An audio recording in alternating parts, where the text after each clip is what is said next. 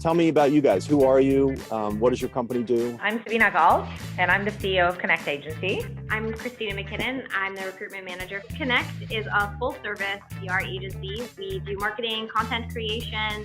So we do a ton in food, a ton in franchise, and a little bit of lifestyle. You'd recognize names like Krave jerky. You'd recognize Kite Hill cream cheese. On the franchise side, you'd recognize Dave & Buster's and FatBurger and AMF Bowling Lane. All right. Well, tell the Krave jerky people they're doing a great job. I'm really pleased with my experience.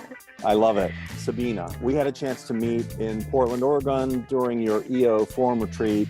And I was talking about listening to the customer, and I saw you feverishly taking notes. I was just thrilled to hear that you were planning to go kind of do a listening tour with customers. What was it that triggered your thought to say, you know what, I know I'm busy and we're busy, but we should probably listen to our customers a little differently or better? I think that the best concept that really hit me was that agenda-less listening. Because I think as humans, it's really hard not to want to have an agenda, even though you may try really hard and say, I'm going to have a conversation and I'm going to be open-minded, and they may say yes, they may say no, they may say maybe, but I'm just going to have that open mind. Well, yeah, but the questions you ask aren't necessarily with your open mind. And your thing was change the questions you're asking. And I realized that I wasn't necessarily the right person to do that because I'm very biased. It's very hard for me to put myself in those shoes. So Christina does a much better job at that. I give you credit for having that external self-awareness to say, no, I hear you, Bob, but I'm probably not the right one to do it for a lot of reasons. So, and I think it worked out well that you have someone that you trusted, someone who could quickly gain the trust of the people that you were talking to. Hello, Christina. Hi. Christina, I've worked with CEOs, coaching them to go through this process. They've been CEOs for 10, 20 years, but they have 300 employees. I could hear your thought process when you and I talked, and I was blown away by your touch and your sensibilities and judgment. When you heard about this project coming from Sabina, did you get it right away? What the purpose? Yeah, I mean, I was excited about it right away because it is up my alley. I love getting to know people. I love digging deeper. I'm very curious. I'm very curious-minded, so I was excited. It did feel a little bit daunting speaking to CEOs about specific details about their business, and I worried that they may not want to share with me. About how many companies or CEOs did you talk to? I think between 12 and 15 clients total. Majority of them were current, 2 or 3 former. And there were 1 or 2 prospects. Overall, I was kind of surprised at how much people wanted to talk to me. How they were ready to talk to me. And it just took them just a couple minutes of understanding. I wasn't going to just rattle off a bunch of standard questions and ask them to rate us between 1 and 10. Once they kind of got the hang of what we were doing, then they did want to share more. Was there a particular part of the discussion or a question that seemed to get them to open up more than others? One of the more interesting ones that I really, really liked was, what do people say around the water cooler about us? What's our reputation? Good or bad? We got some really interesting feedback from some clients that actually left. Sabina, was there a business driver behind this, or was it just good business practices? We should just be doing this. I think it helps us be better and strategize better when we know what the client really thinks. When Christina started talking to clients, they would tell her things that some they told us, some we would find out and they weren't really important, but some were absolutely crucial. And they would have never come and told us that. To give you an example, she talked to somebody and that client had an issue in the very, very, very beginning, and it was so silly and so small. It had nothing to do with the work that was done. It had nothing to do with the people that were doing the work. It had nothing to do with the company. It had nothing to do with any of that.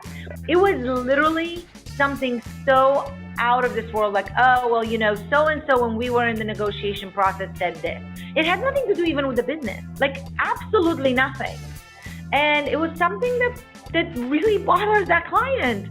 And it was interesting to see that as soon as we brought that up with the client, we were like, hey, by the way, everything's going well. And yep, everything's going great. Well, we were thinking back in our starting point and this happened. Oh, yeah, well, I just really don't understand this. Yeah. So we explained why that happened. And the client was like, oh, well, that makes perfect sense. And since then, it's been rosy and unicorn.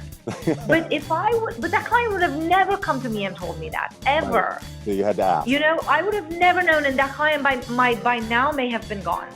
I call this the elevator rant. So it's the stuff that the client maybe hears or thinks, or maybe a prospective client, and they bitch and moan on the elevator afterwards. They just have it in their head and they don't let go of it. And then when you ask them, they say, well, now that you mention it, now that you're opening the door for me to give you this feedback, and you're not, it's agendaless, as you say, so they're more likely to bring it up. So if you're on the elevator with a trusted advisor or a peer of yours, how would you describe the importance of listening? I'd say that when you run a company or work for a company, you live in a very tight ecosystem, and you tend to take what that ecosystem gives you and portray it on the outside world. But what that also does, the flip side of it, is it stops you from being able to hear what the world is telling you, because you're constantly telling your message to the world. And I think that this is the magic in what you do, is while you're asking questions, you're not asking questions that prompt a certain answer. Right. You're asking questions that just let the other person respond to however they want. Your philosophy really opened up our eyes to what the opportunity is to let somebody else talk. And I think being able to take that outside of the organization, but also inside of the organization, has been fantastic for us. And I can't thank you enough. My pleasure. I'm so lucky that we get to work together. Well, I feel the same way. You guys teamed up to do a great job. So thank you. Appreciate it. It makes me feel good that this worked for you. I'm going to anoint you both chief listening officers because you're both so into this. I love it. For all our millions of listeners out there and viewers, thank you so much. Thank you, Bob. All right. Take care. Bye-bye.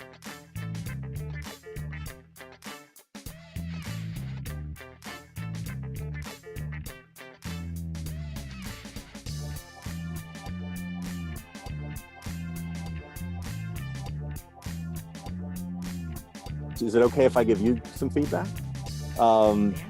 When we met, Sabina, I asked around the group for people to talk about their businesses, and I asked the question about, what do you think your customers don't like about your industry?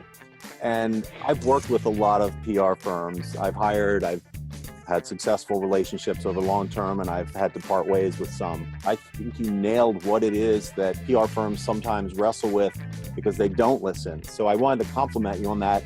I have never heard a PR firm talk that way about itself. You were so candid about the way you set expectations before the contract is signed. I remember saying, you mean you say all that before the contract is signed? And you said yes. So that kind of transparency, I think, is the new way of marketing and doing business. Is there's nothing, you can't hide anything. Clients find out everything eventually. So I wanted to applaud you for that, because it fits in really nicely with the kind of stuff I talk about.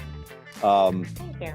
So you're welcome. It's so interesting to hear what the other person thinks, and not just what they think, but how you could potentially improve. Because ultimately, we're here to make them successful. And how are we going to make them successful? How are we going to get them to that next level? And oftentimes, I mean, look, we're people dealing with people who deal with more people. We're not machines. We're not programmed to think if one, then two, if two, then four. Is that something that we want to make sure that we keep elevating and growing within the relationship? We're getting paid a lot of money, and we want to do really well.